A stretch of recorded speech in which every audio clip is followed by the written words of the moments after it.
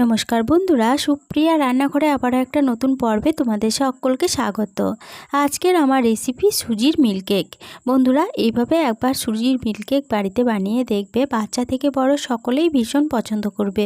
বিশেষ করে বাচ্চাদের স্কুলে টিফিনে যদি এইভাবে সুজির মিল্ককেক বানিয়ে দেওয়া হয় তাহলে তো বাচ্চারাও ভীষণ খুশি হয়ে খাবে। তাহলে চলো বন্ধুরা, দেখে নেওয়া যাক আজকের এই রেসিপিটা কিভাবে বানানো হয়। সুজির মিল্ককেক বানানোর জন্য একটা পাত্রের মধ্যে নিয়ে নিচ্ছি 1 বাটি পরিমাণ সুজি। এখানে গ্রাম অনুযায়ী আমার 250 গ্রাম সুজি আছে। এবার এই সুজির মধ্যে দিয়ে দিচ্ছি খুব সামান্য পরিমাণ লবণ। আর যে বাটি মাপ করে 1 বাটি সুজি নিয়েছিলাম সে বাটিরই মাপ করে হাফ বাটি পরিমাণ চিনি দিয়ে দিলাম। এবার এই শুকনো উপকরণগুলো প্রথমে খুব ভালোভাবে মিশিয়ে নেব।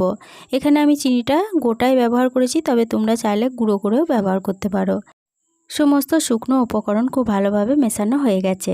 এবার যে বাটি মাপ করে 1 বাটি পরিমাণ সুজি নিয়েছিলাম সে বাটিরই মাপ করে দিয়ে দিচ্ছি 1 বাটি পরিমাণ গরম দুধ।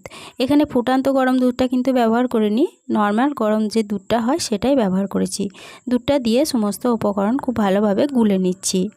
এখানে আমি গোলার জন্য গরম দুধ ব্যবহার করেছি, তবে তোমরা চাইলে গরম জলও ব্যবহার করতে পারো। সেক্ষেত্রে 2 চামচ গুঁড়ো দুধ দিয়ে দেবে। খুব ভালোভাবে সমস্ত উপকরণ গুলে নেওয়া হয়ে গেছে। এবার এটাকে একটা ঢাকা দিয়ে বেশ কিছুক্ষণের জন্য রেস্টে রেখে দেবো, কেননা সুজিটা ভালোভাবে ফুলে যাবে আর চিনিটা ভালোভাবে গলে যাবে। ঢাকা দিয়ে আমি আধ ঘন্টা মতো রেস্টে রেখে দিয়েছিলাম। আধ ঘন্টা পর ফিরে এসে ঢাকাটা খুলে নিলাম। এরপরে দেখো সুজিটা ভালোভাবে ফুলে গেছে আর চিনিটাও ভালোভাবে গলে গেছে। এবার এর মধ্যে দিয়ে দিচ্ছি 1 টেবিল চামচ গুঁড়ো দুধ, দিয়ে দিচ্ছি সামান্য পরিমাণ এলাচের গুঁড়ো। এলাচ গুঁড়োর বদলে তোমরা এখানে ভ্যানিলা এসেন্সও ব্যবহার করতে পারো। আর কালারের জন্য দিয়ে দিচ্ছি খুব সামান্য পরিমাণ হলুদ গুঁড়ো। এখানে হলুদ গুঁড়োর বদলেও তোমরা ফুড কালারও ব্যবহার করতে পারো, তবে হলুদ গুঁড়ো দিলে কিন্তু কোনো রকম গন্ধ এখানে ছাড়বে না। হলুদ গুঁড়োটাই আমি এখানে ব্যবহার করলাম। এবার সমস্ত উপকরণ খুব ভালোভাবে আবারও গুলে নিলাম। আর এখানে ব্যাটারের ঘনত্বটা দেখিয়ে দিচ্ছি, দেখো ব্যাটারের ঘনত্বটা ঠিক এরকম হবে। এবার এর মধ্যে দিয়ে দেব 1 প্যাকেট ইনো। এখানে আমি ইনোটা ব্যবহার করছি, তবে তোমরা চাইলে পরে বেকিং পাউডারও ব্যবহার করতে পারো।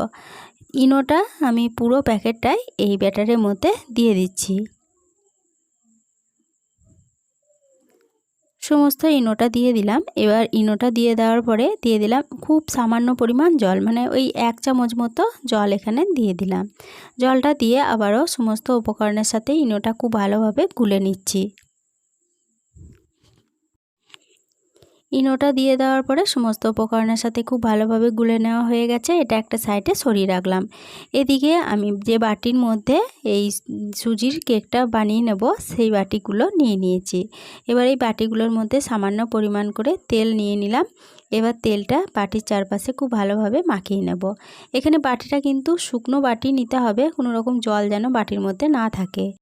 বাটির মধ্যে খুব ভালোভাবে তেলটা মাখানো হয়ে গেছে। এবার যে ব্যাটারটা বানিয়ে রেখেছিলাম সেই ব্যাটারটা বাটির মধ্যে দিয়ে দেব। ব্যাটারটা পুরোটা বাটির মধ্যে দেব না, অল্প একটু করে ফাঁকা রেখে এই ব্যাটারটা বাটির মধ্যে দিচ্ছি।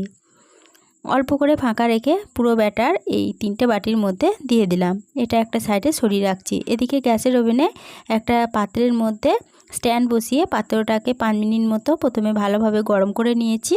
তারপরে এই স্ট্যান্ডের মধ্যে বাটিগুলো আস্তে আস্তে বসিয়ে দিচ্ছি। খুব সাবধানে বসাতে হবে, কেননা খুব গরম আছে এই পাত্রটা। 3টে বাটি বসিয়ে দিলাম। এবার এর মধ্যে একটা ঢাকা দিয়ে দিচ্ছি। ঢাকা দিয়ে গ্যাসের ফ্লেমটাকে একদম লোতে করে দিয়ে এটাকে বেশ কিছুক্ষণ রান্না হতে দেব। ঢাকা দিয়ে আমি 15 মিনিট মতো এটাকে রেখে দিয়েছিলাম। 15 মিনিট পর ফিরে এসে ঢাকাটা খুলে নিয়ে গ্যাসের ফ্লেমটা বন্ধ করে দিলাম। এরপরে একটা কাঠির সাহায্যে চেক করে নিচ্ছি যে আমার এই সুজির কেকটা ঠিকঠাক হয়েছে কিনা। কাঠির গায়ে একটুকু ব্যাটার লাগছে না, কাঠিটা পরিষ্কার বেরিয়ে এসছে, মানে কেকগুলো একদম ঠিকঠাক হয়ে গেছে। কেকগুলো এই পাত্র থেকে নামিয়ে নিয়ে বেশ কিছুক্ষণ রেখে দিচ্ছি ঠান্ডা হওয়ার জন্য। বেশ কিছুক্ষণ রেখে দিয়েছিলাম ঠান্ডা হওয়ার জন্য। যখন ভালোভাবে ঠান্ডা হয়ে গেছে তখন বাটি থেকে এইভাবে কেকগুলোকে বের করে নিচ্ছি। প্রথমে হাতের সাহায্যে একটু করে বাটির গা থেকে ছাড়িয়ে নিতে হবে, তারপরে কেকগুলো বাটি থেকে খুব সহজেই বেরিয়ে আসবে। 3টে কেকই বাটি থেকে বের করে নিয়েছি। আর কেকগুলো দেখো কতটা স্পঞ্জি জালিদার হয়েছে আর কতটা সফট হয়েছে দেখো। এবার এই কেকগুলো আমি একটু সাজিয়ে নেব। তার জন্য এখানে 2 রকমের ড্রাই ফ্রুট নিয়েছি। এখানে নিয়েছি আমন্ড আর চেরি। এই আমন্ড আর চেরিগুলো কেকের ওপর দিয়ে দিচ্ছি। এই ড্রাই ফ্রুটগুলো শুধুমাত্র দেখতে সৌন্দর্যের জন্য ব্যবহার করেছি, এটা না দিলেও কোনো অসুবিধা নেই।